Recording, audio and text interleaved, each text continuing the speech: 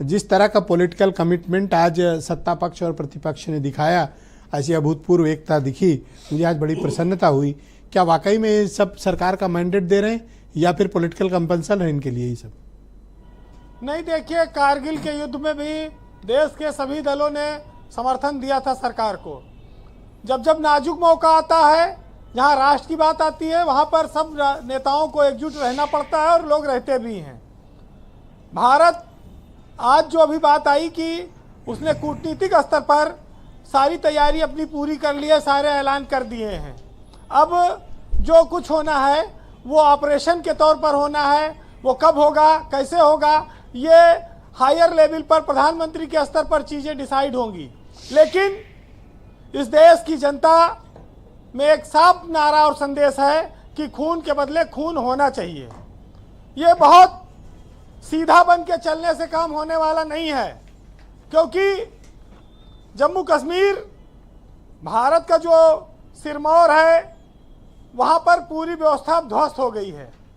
पर्यटक जाने से कतरा रहे हैं, एडवाइजरी जारी हो रही है। वहाँ लोकल स्तर पर लोगों का जीवन, व्यापार सब आने वाले वक्त में कठिन हो जाएगा। लेकिन सबसे अच्छी और खुशी की बात यह है कि जम्मू कश्मीर के नागरिक पूरी तरह से आतंकवाद के खिलाफ एकजुट हैं और उन्होंने हिंदू मुस्लिम भाईचारे को लेकर नारे लगाए हैं जी। ये इस देश में एक नए तरह के परिवर्तन के तौर पर आप इसको देखिए। निर्दोष नागरिकों की हत्या, भारत के जो शांति के मूल्य हैं, जो विचार हैं आदर्श के, उनके ये खिलाफ गया है और इस पर जवाब देने का इंतजार हो रहा है कि जवाब कब दिया जाएगा। हालांकि आज मधुबनी में, बिहार में प्रधानमंत्री ने आश्वस्त कराया है कि वो करारा जवाब देंगे। जिन लोगों ने घटना की है उनको ढूंढा जाएगा, वो बचेंगे नहीं। बड़ा जवाब देने की तैयारी है। पूरा देश इस समय प्रदर्शन में है, पुतले जलाए जा रहे हैं, अर्थियां निकाली जा रही हैं, मार्च निकल रहे हैं। ये सब एकजुटता का ही प्रतीक है। दलों की सीमाएं नहीं हैं, भावनाओं का मामला है और दुख दर्द हमारे आसपास तक पहुंचा है, लखनऊ और कानपुर तक। तो ये अगर कोई ये सोचा है कुत्ता कि सीधे का मुंह चाट लेंगे जैसी कहावत है, तो वो इस बात को भूल जाए कि चाटने के बाद अगर काटने की कोशिश करोगे तो फिर पीटना भी स्वाभाविक बनता है, उसकी पिटाई भी होनी चाहिए। आज सिंधु नदी का जो समझौता रद्द हुआ है, उसके बारे में जो जानकारी आ रही है, वो बहुत बड़ी चीज है। भारत के लिए कहा जाए बहुत बड़ी जीत है ये।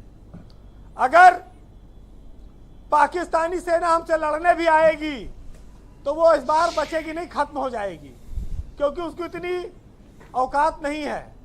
भारत संपूर्ण रूप से एक न्यूक्लियर स्टेट है। पाकिस्तान छुप छुपा के परमाणु बम की बात करता है।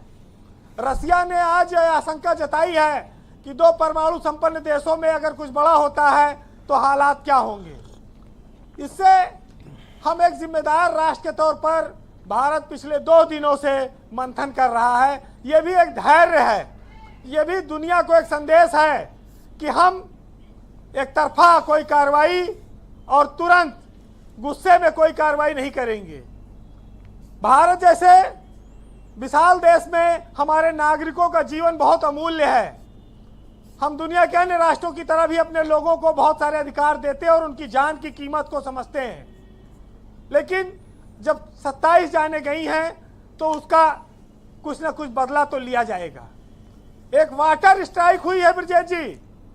सिंधु नदी का पानी 80% पाकिस्तान इस्तेमाल करता है। चिनाब है, झेलम है, उसकी सहायक नदियां हैं, वो भी पाकिस्तान के हिस्से में जाता है। लेकिन इनका उद्गम स्थल पहले ये भारत में बहती हैं, तब पाकिस्तान पहुंचती हैं। आज अगर सिंधु नदी का पानी भारत ने बंद कर दिया तो पाकिस्तान में न बिजली पैदा हो पाएगी, न खाद्यान्न पैदा होगा, अंधेरा छा जाएगा, त्राई त्राई मच जाएगी और भूखमरी के कगार पर पहुंच जाएगा।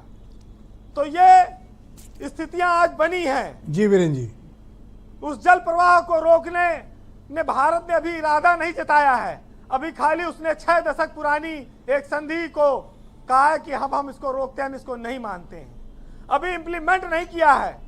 सिंधु का बंद होना पाकिस्तान की लाइफलाइन का बंद होना है, वहां उसे राष्ट्रीय नदी का दर्जा है, तो पाकिस्तान पानी के बूंद बूंद के लिए तरस जाएगा। ये चीज उसको ध्यान में रखना होगा। आज भारत में पीड़ा भी है, दुख दर्द है, हमारे अपने तमाम नौजवानों को खोने का दर्द है। बहुत सारी बहन बेटियों की रोते भी लगते तस्वीरें आ रही हैं, उसको लोगों ने देखा होगा। लेकिन हमने एक वादा किया है जनता से कि एक के बदले 10 सर लेकर आएंगे। केंद्र की सरकार ने वादा किया था, अब हम इंतजार करेंगे कि वो सर आने चाहिए। जो परिवार 27 परिवार हमेशा के लिए बिखर गए हैं, किसी ने अपना पति खो दिया है, किसी ने अपना पिता, किसी ने अपना सुहाग, किसी अपना बेटा। जो जख्मी है वो देखिए जल्दी ठीक होकर आ जाएं। जी, आज 140 करोड़ की आवाम की आंख में सिर्फ एक सवाल है, बदला कब लोगे?